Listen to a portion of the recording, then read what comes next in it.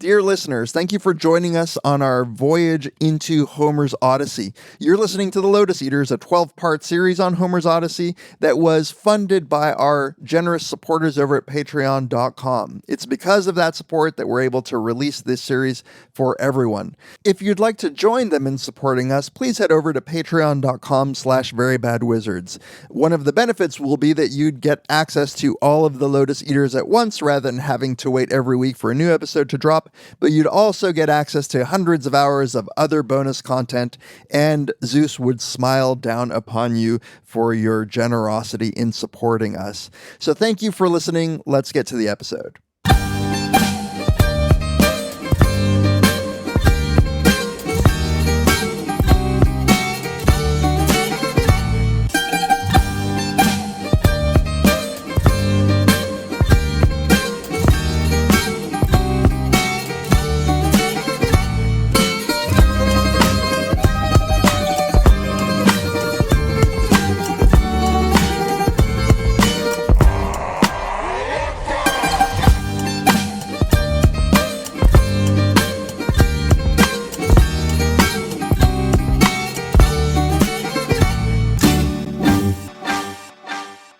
Welcome to either The Zenniators, a podcast on Homer's Odyssey, or welcome to The Complicated Men, a podcast on Homer's Odyssey. What do you like? Yeah, I kind of like The Complicated Men, but I just don't love saying it. Yeah. I think I like the idea. So that is a reference to Emily Wilson's choice for the opening lines of the Odyssey. What you do for that is something that everybody's going to talk about and, carp about. Chose that. What are some of the other ones? There was Speak Memory of the Man of Many Ways, Sing, O Goddess, the Story of the Resourceful Man, Man of Twists and Turns. Yeah. The Man, So Various, So Wise. But really what we should go with is Polytropon. Yeah. The original. Which I think does mean many-sided, many faces. And in that sense, I think, complicated does seem a little bit boring, but the other ones maybe take an interpretation on what it is. Although Emily Wilson's wokeness might mean that she's actually being disparaging, so complicated. People have said that, her Odysseus, underplays how much of a glorious hero he is. And, these two books where we first meet him, it's like he's constantly crying, but that's just how it is. That's not her translation. It's just more you had a different idea about how Odysseus is presented in the Odyssey. Well, I'm excited that we finally get to meet him. Yeah, we finally do. What the fuck? It's the Odyssey, So we are going to be doing today books 5 and 6, where we first meet Odysseus on the island of Ogygia, and then he is allowed to sail back to another island, the Phaeacian island, where he will need to ask them for a safe passage home. Before we get into the plot, I was kind of wondering what your impressions were of these two books, and then also, do you think there's any themes that are coalescing from them? Yeah, what you said, Odysseus is crying and forlorn, and you really get a sense that I guess never had before reading this, that he's presented as this guy who's just shit on. It's a very Job kind of description of his life, where he's a lot of woe is me, woe is my life. If I'm going to die, just do it. Just get it over with. The gods have shit on me left and right. Yeah. And then the last thing that really stuck out at me was something that was present earlier, which is it's kind of funny how Zeus takes the fall for everything. He gets blamed for everything. And he's just Zeus is all right, we'll help him out. He's not really doing anything. Yeah, well, this is something he complained about. We talked about it last episode as well, that sometimes they're right to blame him, but he's also right that sometimes they just use him as an excuse for their own failings. And it's funny because like that's Odysseus's perspective, like you said, but from Athena's perspective, no, things are going good. Like this is part of this plan. We learn this is going according to her plan, Zeus says at the beginning. And then when Poseidon finds out, he's like pissed. He's like, oh my God, this guy, we've been too easy on him. That I wanted to ask you that. So the reader wouldn't know at this point why Poseidon is pissed, right? Mm-hmm. Right, although probably people who originally would hear this know that story, probably, and if they haven't heard it before, in the same way that you probably do. Right, but it's not like revealed yet. No, that's right. It's been revealed that Poseidon has a grudge against him, and no, they might have even said for blinding his son. He should have given his son more than one eye, is what I'm saying. Yeah, no, I agree, and like I think Odysseus is like these years of being like a sex slave for Calypso have taken their toll. Just like what did you make of his mindset? It's so funny because it's like tragic. Like he's obviously depressed, and then they're like, okay, she agrees to let him go, and they have one more night of like wonderful lovemaking. Breakup sex. So I don't know how sad. Like it sounds like he was excited at night and then sad in the morning. Like that. But he does. Yeah, I mean, he just spends the days weeping, and he's also. Again, he has reason for this, but he's also very paranoid. Like, he doesn't trust when the gods are trying to genuinely help him because he feels like a Job-like figure at this point, and he has no real trust in that. There's some confusing things about like what role destiny plays, what roles the gods have played that I'd like to talk about. So here's I had to lecture on the second half of the Phaeacian adventures, but I came to think of the Phaeacians this way, and then now I'm kind of noticing also that book 5 on Ogygia with Calypso also fits this general pattern to some degree. There are these two islands, right? And they're both kind of different versions of like an Eden, like a paradise. There's like a celestial version of that with Calypso and Ogygia and like all the nymphs and, the ambrosia. And there's an earthly kind of paradise. And if we don't get that now with the Phaeacians, we will, a kind of like earthly paradise, right? Now, like Odysseus doesn't have much interest in the celestial god version of this paradise. He's pretty tactful, but it seems like in spite of the sex at night, he wants to go home and has for maybe not the whole time, but for a while now. Right. He's been there for 7 years. I think the Phaeacians, though, give him like a glimpse and give us a glimpse into like a genuine alternate reality, one that could easily have happened because Odysseus didn't have to go to war, right? Like he didn't owe anything to Agamemnon and Menelaus. That was a choice that he made, that all the kings made, but he could have stayed home, right? And so I think like the Phaeacians represent kind of a world where what if instead of going out to try to make his name and his glory, he had chosen to stay home, stay with his kingdom? Because we haven't seen that. We've seen 2 examples of kings who did go off to war with Nestor and Menelaus. Nestor is probably best case scenario for this. But Menelaus, it's complicated, as he says. Like, he didn't even know if he wanted to leave, if he should have. But Odysseus, like, feels like he's the worst possible case because, like, he's Schrodinger's Odysseus. He's neither alive or dead. Like, he's like you said in the last episode, which we just put out, he's like an idea, right? And he's a shell of himself. And then, you also remember that Ithaca is doing very poorly now, too, right? And so it's not just Odysseus that has to bear the consequences of that choice. It's Ithaca, too. So I think, like, what the Phaeacians do is give a glimpse into a society where the king stays home, everybody stays home. And I found that like a helpful way of kind of understanding like a lot of the weird details of the Phaeacians. Because while it is a paradise-like place, it's also there's something a little creepy about it too. Oh yeah, I haven't gotten that yet. Yeah. Like I haven't gotten this sense of creepiness. But it is kind of interesting that there are these two options that are kind of clearly presented to him. Even Nausicaa is like, I would marry you right now if you would stay.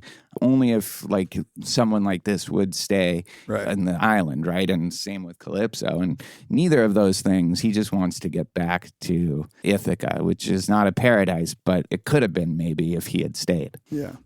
It's amazing how much Penelope has a pull on him. You know, I hope she's good to him when he finally makes it home. But he's just like for 10 years weeping. Like he's clearly, and this goes back to like the sort of Schrodinger's Odysseus, where he has not been able to let go either, right? It's so interesting how at the beginning, Athena's like, look, everybody's forgotten him, but maybe Ithaca has kind of forgotten him. He has not moved on at all, right? Like for 10 years, he's been just dreaming of being home, but not knowing whether anybody even remembers him. Yeah. It's like what I always feel when you leave your dog at a boarding place. Like they don't know if they're ever going to see us again, you know? I left for 1 week and I came back and my daughter wasn't even speaking Spanish anymore. I was like, what the hell? I feel like I'm 2 weeks away from my kids forgetting me. Yeah. But yeah, like Zeus, so this is one of the first things where she's complaining that everyone's forgotten him. And Zeus is like, oh, come on. Did you not plan all this yourself so that Odysseus could come home, take revenge upon the suitors? This was all your idea. Is the accusation that the whole thing, like getting trapped on Calypso's island? Yeah, this is one of the weird things. I don't know. We do hear that Athena was the original one who got mad, and that's what originally sent Odysseus off course to being home because of that little affair with little Ajax, raping Cassandra in Athena's temple. But we don't know, like, if she had any details, but there's this. Did you not plan all of this yourself, from Zeus to say? And then there's the thing Poseidon says, like, the gods have changed their mind.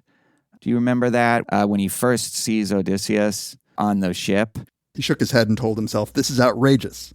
So it seems the gods have changed their plans about Odysseus while I was absent. He has almost reached Phaeacia, where it is his destiny to flee the rope of pain that binds him now, but I will goad him to more misery till he is sick of it. Yeah. The gods have changed their mind about the situation. It sounds like they had an agreement. Yeah. And now they're changing it, and he wasn't alerted about that. I don't totally get how this works in terms of like who planned what, you know, but he also says like it's your destiny though to get home. So he knows that there is this ultimate destiny, Poseidon. The thing that's so interesting to me in a text like this is that we get all of the detailed conversations with the gods. So we know what they're thinking in a way that you don't know in the Hebrew Bible, for instance. Like you have no idea, really. You get like little hints here and there. But here it's just all laid out. Like we know when humans are wrong to attribute something to them or not. We know what they're doing behind each other's backs. Yeah.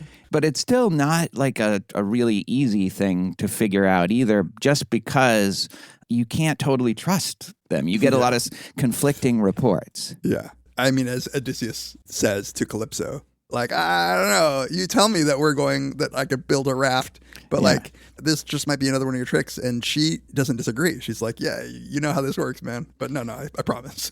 Yeah. So, yeah, we meet him. He's like weeping on the shores. He's repeatedly referred to as the unhappiest man alive. I like the kind of mid-level god politics, like Calypso being pissed, and the sexual politics of it's like, oh, just because like when a woman is with a mortal man, you get all pissed, but you guys can fuck all the mortal women that you want. Yeah. Jealous god. Yeah, right. She's like, I saved him. Like now you're trying to save him and you're like somehow like taking him away from me. But the accusation of like the female gods not being able to fuck the same way is hilarious. He says, you bear a grudge whenever any goddess takes a man to sleep with as a lover in her bed. And then she gives a bunch of examples of, that's a double standard. It's funny that they have this like sexual double standard that she's complaining about. And I like also that Hermes is like, doesn't really want to do this. He's like he kind of resents being the errand boy. Yeah. And like, especially because he had to like swim or whatever. Yeah. And there's nobody to sacrifice anything there. It's like, what the fuck am I doing?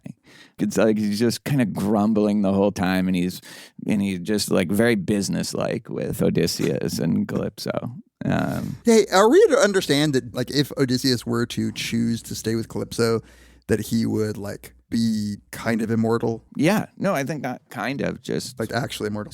straight up immortal. That's what Calypso at least claims that she wanted. So that's what I mean about like there is a like godly alternative that is being rejected here. But there is also a window into an earthly alternative that could have happened. But yeah, he could stay there forever. But it's so isolated. Like he would just never see anybody. Never mind his family. He would just never see anyone. Period.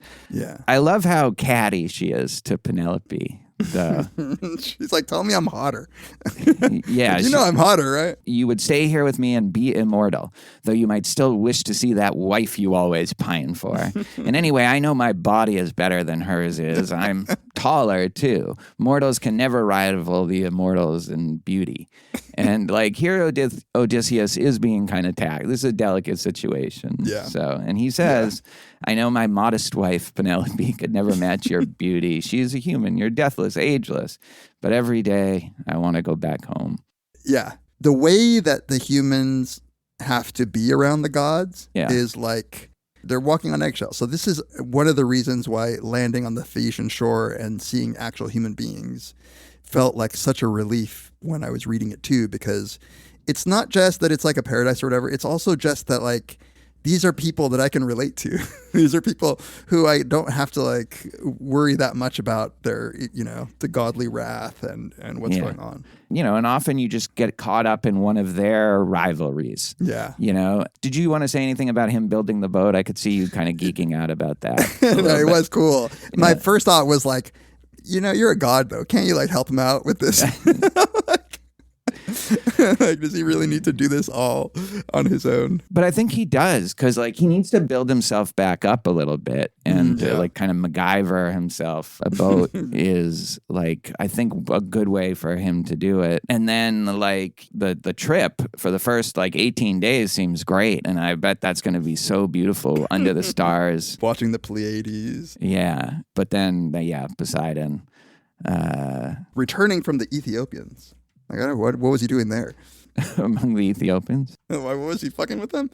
And pausing on Mount Selima, Poseidon, master of earthquakes, which I didn't know was a moniker for him, saw the distant raft and raged. He shook him. And that's the part we were talking about earlier. And then he gives this speech.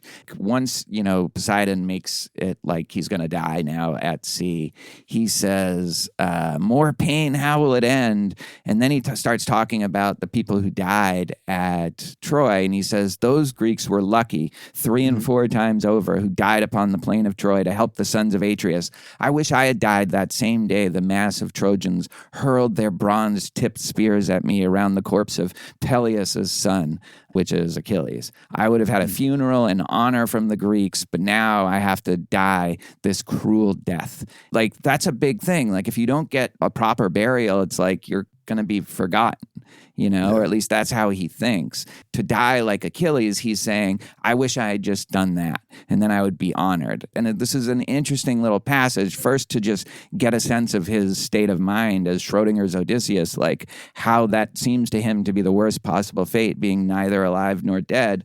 But it's also interesting because he's going to meet Achilles in the underworld. Achilles will kind of give the opposite message back to him. I see.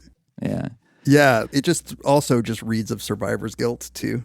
Like everybody that I left dead. And now I'm in like a kind of shell of a man, but I have life. It's almost like rejecting the gift of life because you don't deserve it. Yeah, but I don't think he feels guilty though, but maybe. That's an interesting way to look at it. But like I think like just because he's in such a self-pity woe is me mode. Like, I think he genuinely is jealous of them. They should have death guilt, is basically what he's saying. Right. So, he gets some help from Ino. I like the kind of mid-tier gods that we hear about. The white goddess. They keep the world going round, Like, they can't just be in Olympus all day long eating their grapes.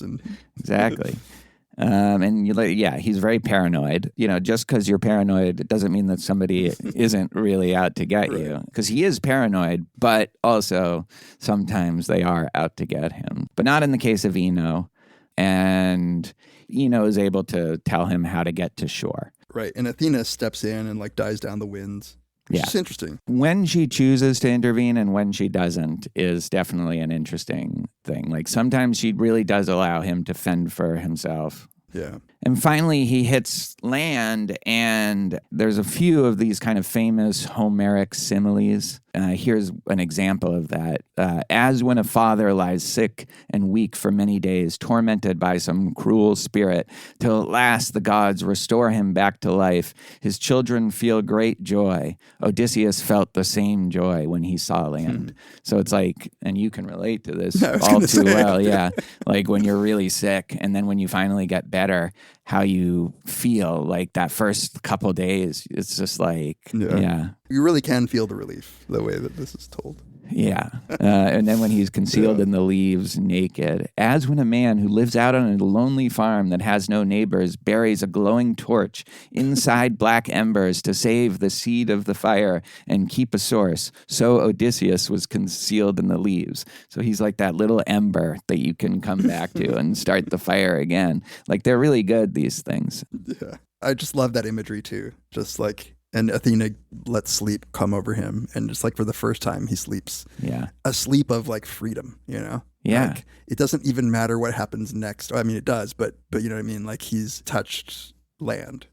Yeah. He's not sick anymore. Like in this liminal kind of transition world between being a god and being a man. Like, no, he's an earthly guy with like human parents, human grandparents. Right. I love how then book 6 starts just right down to like normal human stuff. Like somebody has to do their laundry. Like, yeah, and it's you know, it's the princess, the lovely Nausicaa. Yeah, it is fairy tale-y. Yeah. It's very fairy But it tale-y. really feels like the opening of a Disney like princess, you know, and then you go right into like she has to get dressed. I love the thing with her dad, like the delicate little conversation they have. It is very much a Little Mermaid. Do you remember the Little Mermaid? Like, yeah. Exactly. And I think that's exactly like a good description of the archetype that Nausicaa represents, like the little girl in a small town that dreams of like this big wide world that she would like to know, but really is kind of trapped on her own island. So yeah, I really like the exchange with the father and the father getting that Nausicaa is thinking about marrying but doesn't want to say it. Right. Athena does another one of her like, I'm going to be your friend, but it's a dream, but I'm going to come into your dream and tell you stuff. Call you lazy. Yeah, it's great. The setup is like she goes to the dream and says like, hey, you got to do your laundry tomorrow.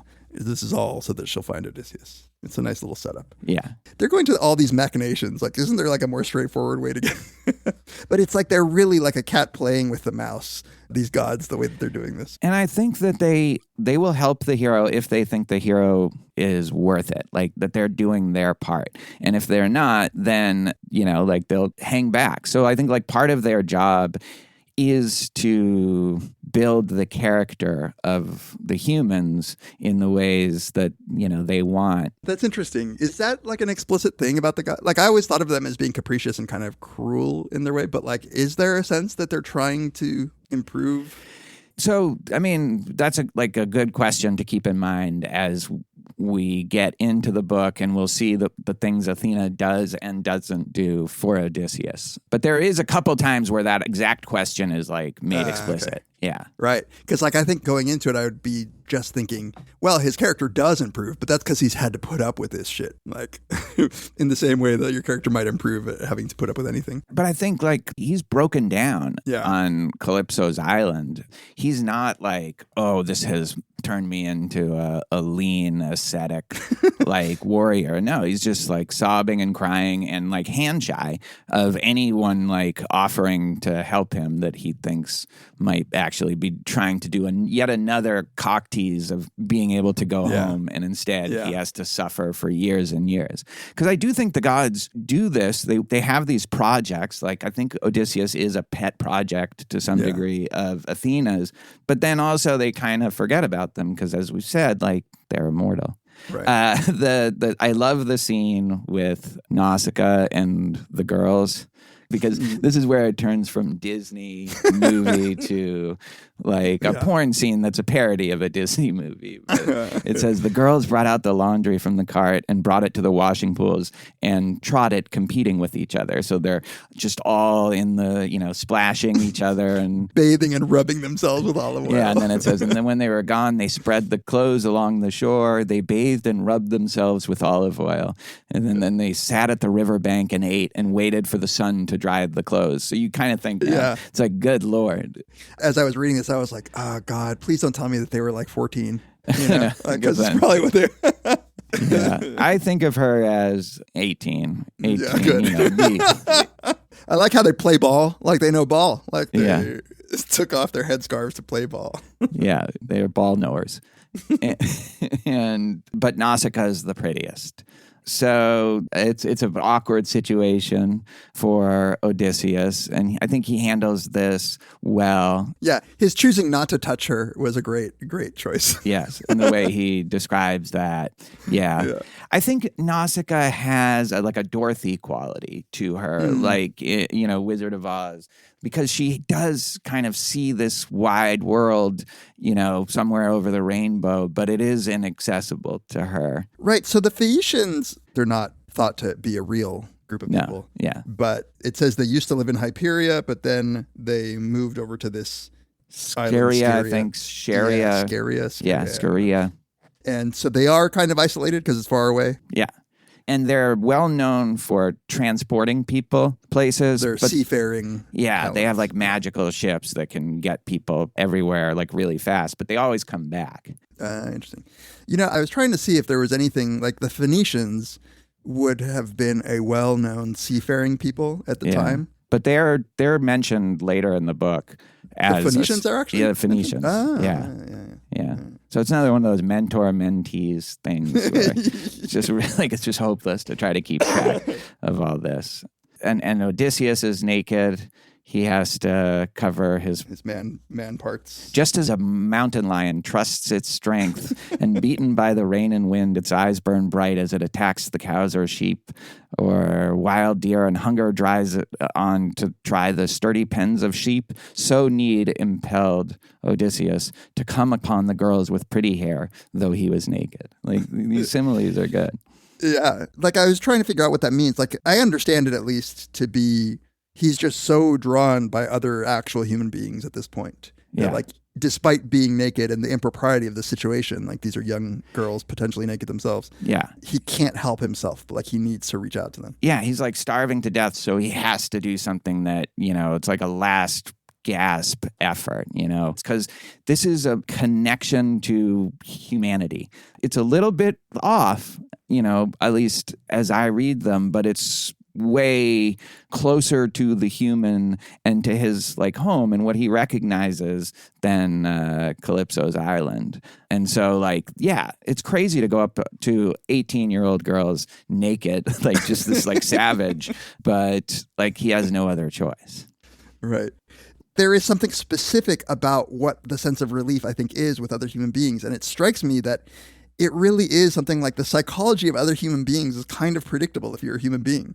And so he understands the rules for how he should talk to them and what he should do in a way that he hasn't even worked those muscles before, because you just can't relate to immortal gods in that same way. Yeah. You have no frame of reference really to understand. But this is a human society, a normal set of human which is what allows him, even though he's a shell of himself right now, it's like riding a bike for him. He does kind of know what to say. Back into his kingly, he's a king. He knows how to deal with it. He knows how to be in the most delicate situation imaginable and get them to still, even though this situation is totally inappropriate. So he knows as much as anyone how inappropriate it is, but the lion, this is it. And it's because it's the earth. I think you're right. That's a good way of thinking of it, that this is something that is like riding a bike for him, and it's not as unpredictable and random or malevolent as the god realm, but also, I think his connection to humanity,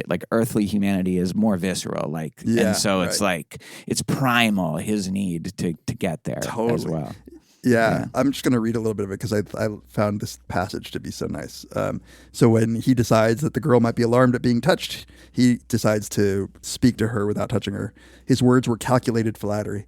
My lady, please, are you divine or human? If you are some great goddess from the sky, you look like Zeus's daughter Artemis. You are as tall and beautiful as she. But if you live on earth and are human, your mother and your father must be lucky, your brothers also. Lucky 3 times over. Their hearts must be delighted seeing you. Their flourishing new sprout. Maybe not 18. He's laying it on a little thick here, Odysseus. Yeah. And that man, the flourishing new sprout, the dancers, leaders, and that man will be luckiest by far who takes you home with dowry as his bride. And I feel like he's been able to spot which one of these is like the royal one, you know? Yep, like he's totally. addressing her and he's like letting that kingliness kick in. Royalty recognize royalty, you know? So in this like opening speech to her, he concludes that with this passage, so may the gods grant all your heart's desires, a home, a husband, somebody like-minded, for nothing could be better than when 2 live in one house, their minds in harmony, husband and wife. Their enemies are jealous, their friends delighted, and they have great honor. That was beautiful. Like, that's just a beautiful way of saying it, you know? My brother just got married, and they wanted to do a reading during the ceremony. His wife really likes Greek mythology, so something from that. And I offered this, and so that was the reading, is that, that's little awesome. passage. Yeah. You know, did I tell you I officiated that, by the way? No. Yeah. What the hell? No. Yeah, I had no I'm idea. like I'm a reverend. I did that once for a grad student of mine, and he got divorced a year later. So I just, Shit. So both of us, both very bad wizards, like can marry people. Reverend wizards. You did it with United Church, that same thing? I think so. I don't remember, it was a few years ago, but whatever was the most obvious online one. Yeah. So I think, like you were saying, he goes hard for Penelope. Like, I think this is like his description of why. Totally.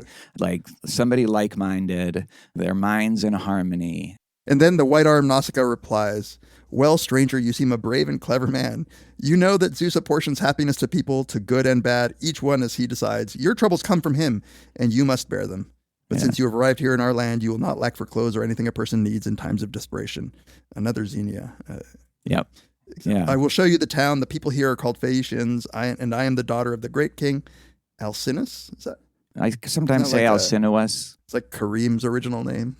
Lou Alcinous, on whom depends the strength and power of our people. Yeah.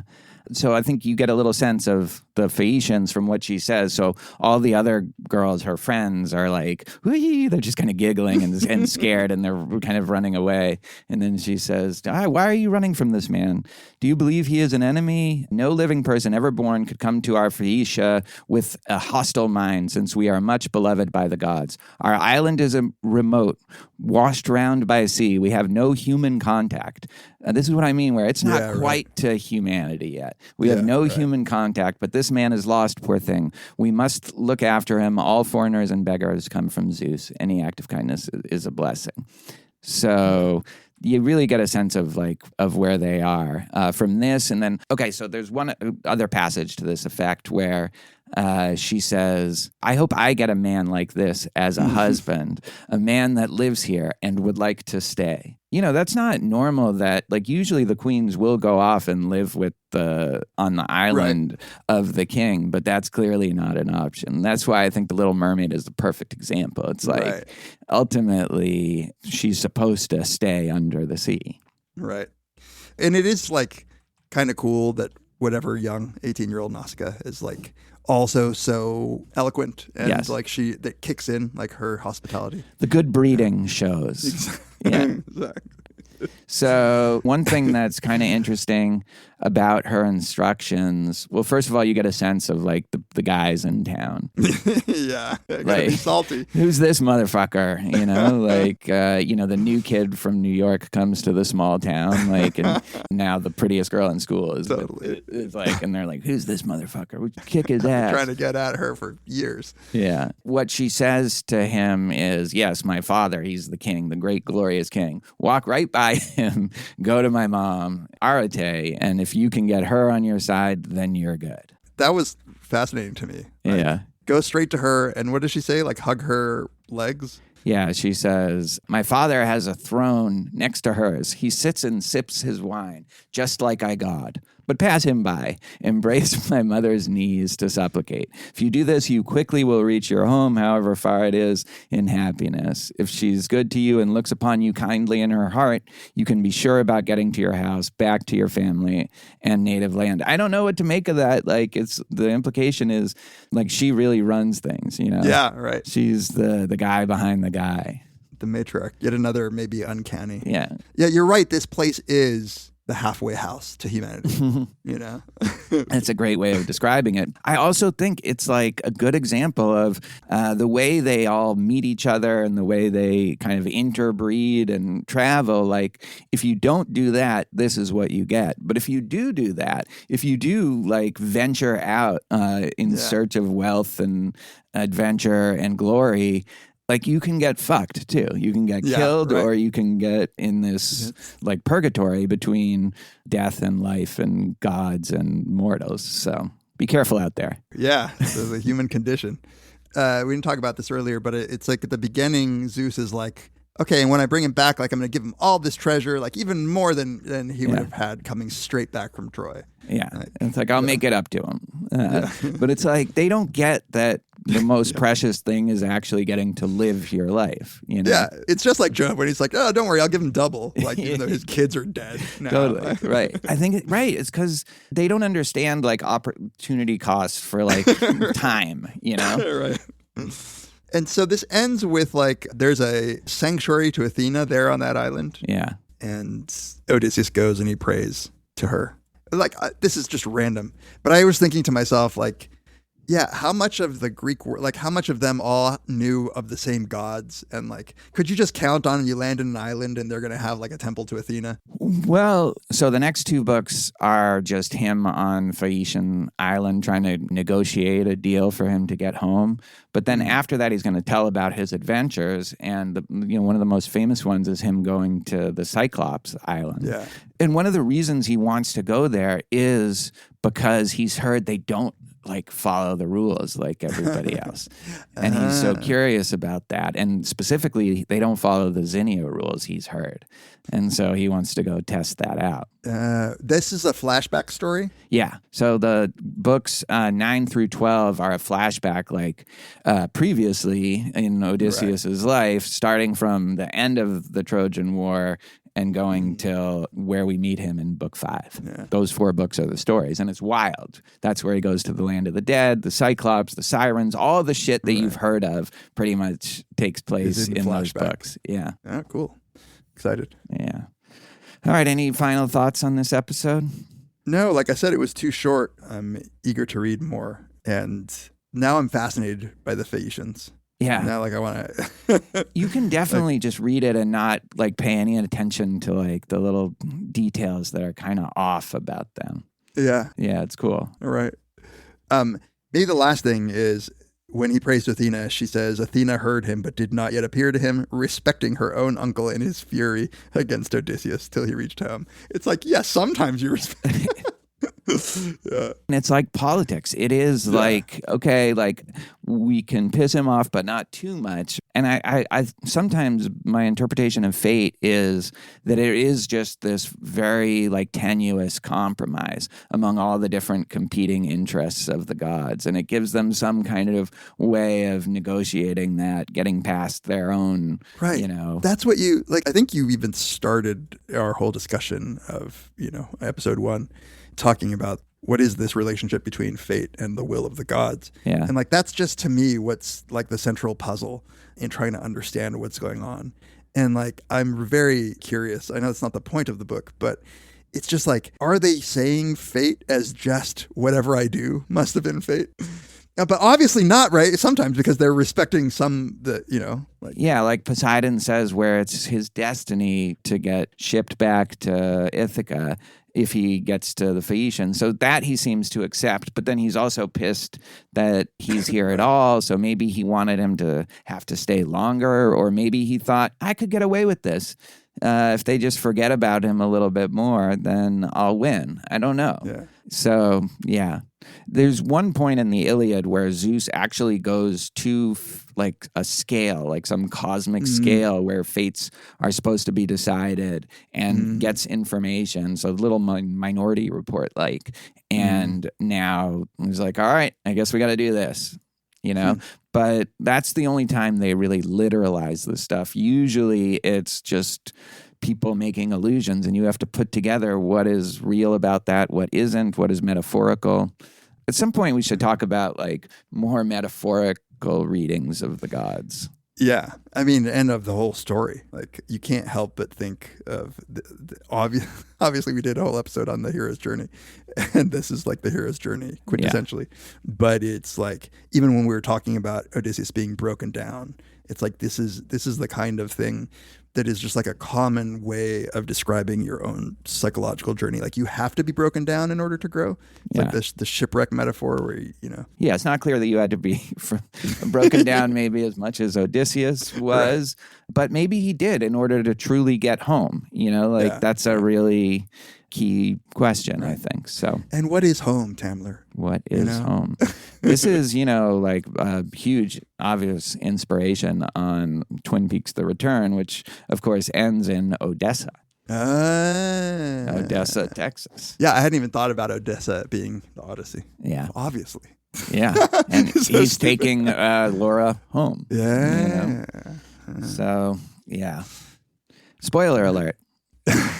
It's funny how they just don't care about spoilers in this text. It's just like that concept doesn't exist. And we could obsess about the details of the metaphysics of that, but you don't get the sense that they obsess about the details, just like what the practical consequences are for them. Yeah. Yeah. Yeah. And like you said about the spoilers, like everybody knows the story by the time. Yeah, by the time they hear it. I think that's right. Yeah. All right. Well, that'll do it for books 5 and 6. Next 2 books describe the remainder of his time, or almost all the remainder of his time with the Phaeacians. So join us next time on either The Complicated Men or The Xeniators.